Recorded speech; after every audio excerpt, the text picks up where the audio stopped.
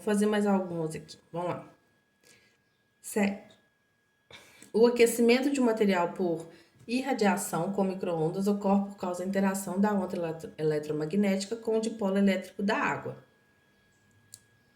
dipolo elétrico da molécula. Um importante atributo do aquecimento micro-ondas é a absorção direta da energia pelo material a ser aquecido. Assim, esse aquecimento é seletivo e dependerá principalmente da constante de elétrica e da frequência de relaxação do material. O gráfico mostra a taxa de aquecimento de 5 solventes sob irradiação de micro-ondas. Então, aí a gente já tem alguma coisa aqui, né? Na verdade é o seguinte, quanto maior a concentração de água, mais o micro-ondas vai funcionar, tá?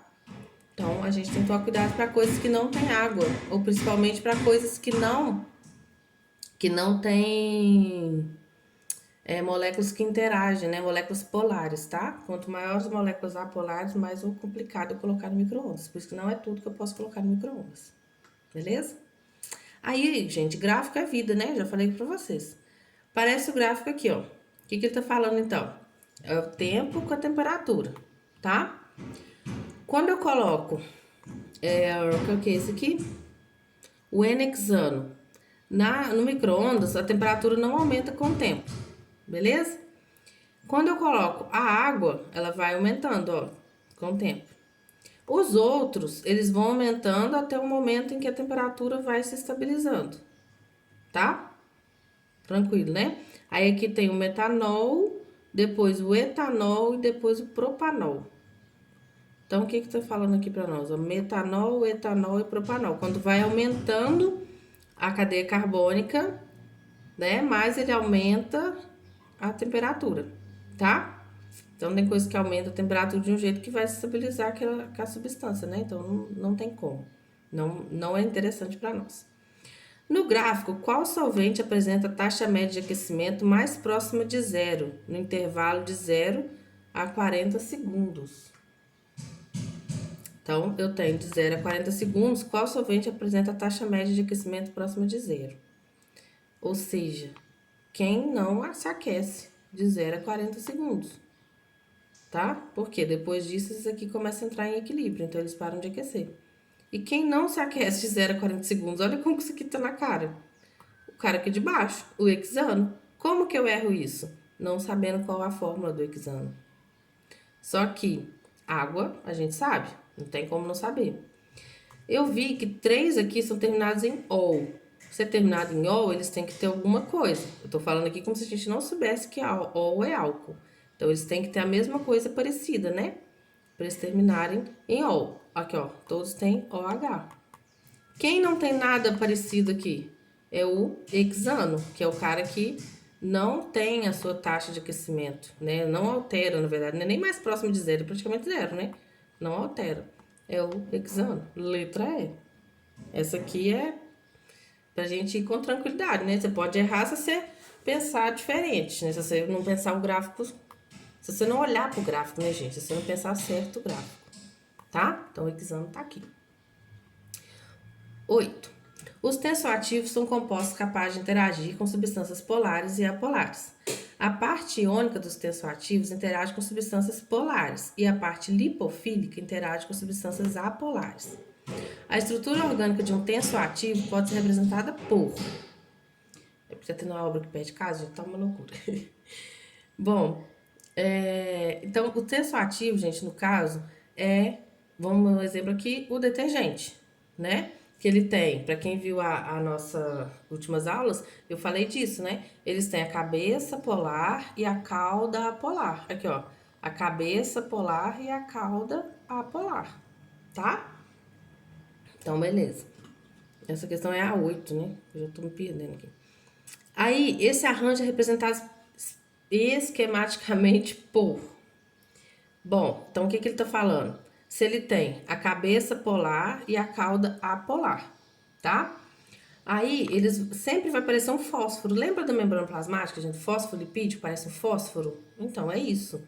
A gente tem a cabeça polar e a cauda polar, tá? O detergente é bem parecido com isso. Então, essas partezinhas aqui, ó, que tá aqui, ó, um monte de coisinha preta e umas, né, como se fosse um monte de fósforo, assim, ó. Isso aqui é né, o que ele tá falando, tensoativo, tá? Aí ele tá falando assim, ó, ao adicionar um tensoativo sobre a água, suas moléculas formam um arranjo ordenado, que a gente chama de micela, tá? Então ele tá falando água e o tensoativo. Como é que esse tensoativo vai ficar? Gente, ele te deu a resposta.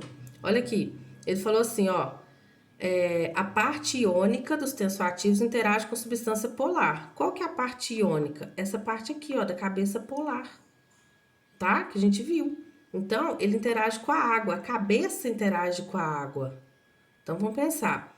Eu tenho o nível da água, né? Tá aqui mostrando tá o nível, e tá falando que a cabeça interage com a água. Então, tem que estar o final da água com o início do tensoativo. Beleza? No caso, até essa aqui, né? Por quê? Olha só. Quando eu tenho a letra A parte apolar, que é esses risquinhos, ele está interagindo com a água. É a parte apolar que está interagindo, não é. Beleza? Aqui, a mesma coisa. A parte apolar está interagindo com a água. Então, também não é. Aqui, na verdade, os dois estão interagindo com a água, né? A polar e a apolar, porque o nível da água está aqui. Então, aqui não é. Aqui também, ó. Aqui tá falando até que o negócio é mais denso que a água.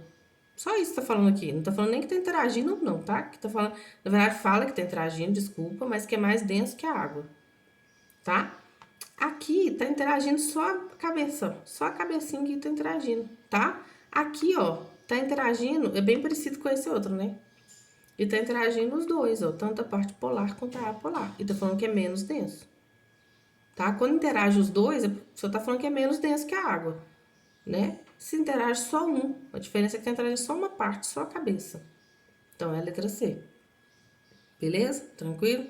Então, isso aqui também não é difícil, só você entendeu o desenho aqui, tá? E ele te fala. Você tem só que lembrar que a água é polar, tá? 9. A lipofilia é um dos fatores fundamentais para o planejamento de um fármaco. Ela mede o grau de afinidade que a substância tem com ambientes apolares, podendo ser avaliado por seu coeficiente de partição. Tá? Então, lipofilia, quanto mais ele interage com coisas apolares. Então, tem aqui, né, esse cara, tá? Aí ele tá falando assim, ó, se o X aqui é OH, é a testosterona. Se é um H, é o composto 1. Se é o CH3, é o composto 2. Beleza? Então, em relação ao coeficiente de partição da testosterona, as lipofilias dos compostos 1 e 2 são respectivamente. Então, quem é mais lipofílico? O composto 1 ou o composto 2? O que tem o H ou o que tem o CH3? Quem tem o H é menos lipofílico, né? O CH3, porque o CH3, gente, o carbono, ele vai aumentar ainda um pouquinho mais a minha interação de Van der Waals, que é a interação entre moléculas apolares, ou seja, moléculas lipofílicas ou hidrofóbicas. É a mesma coisa, hidrofóbica ou lipofílica significa a mesma coisa, tá? Então, se você tem o composto 2, você tem, ele é mais lipofílico e o composto, né, com o composto 1 é menos lipofílico. Então, tá. Em relação ao composto 1 e 2 são respectivamente, né, coeficiente de partição. As lipofilias do composto 1 e 2. Então, a lipofilia do composto 1 é menor, do composto 2 é maior. Então, é menor. Não, os dois são maiores que a testosterona, né? Os dois têm a lipofilia maior que a testosterona. Então, vamos lá. Maior e maior que a testosterona? Sim, né?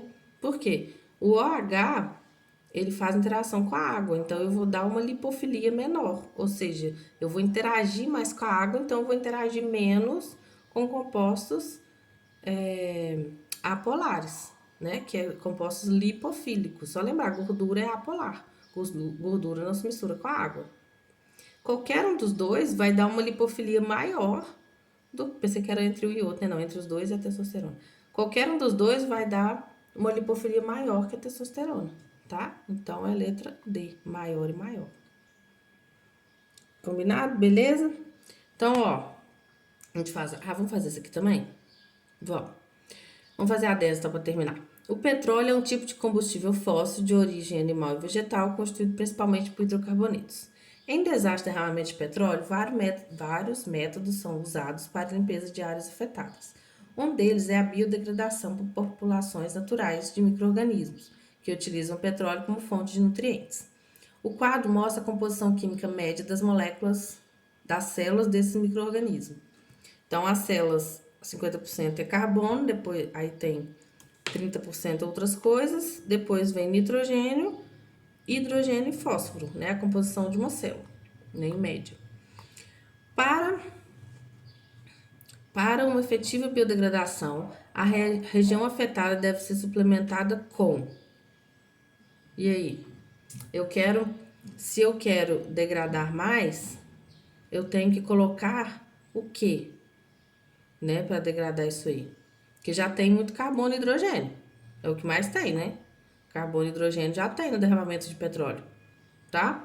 Eu quero que elas degradem mais, eu vou colocar mais o que para elas quererem, né, essa substância que está lá. Se eu vou colocar mais carbono e hidrogênio, mas eu já tenho carbono e hidrogênio lá, eu vou piorar aquilo ali? Eu posso colocar o que para elas? Nitrogênio e fósforo, tá? Outros eu não sei o que é, gente. Outros é outros, então eu não sei. Mas eu posso colocar o que? Nitrogênio e fósforo. Porque eu vou aumentar coisas que tem nessa célula e elas vão querer, como é que fala? Absorver aquilo, né? Se elas vão absorver, elas vão ter que degradar aquilo para elas absorverem. Tá? Por que que é o nitrogênio e fósforo? Beleza? Letra A. Tá?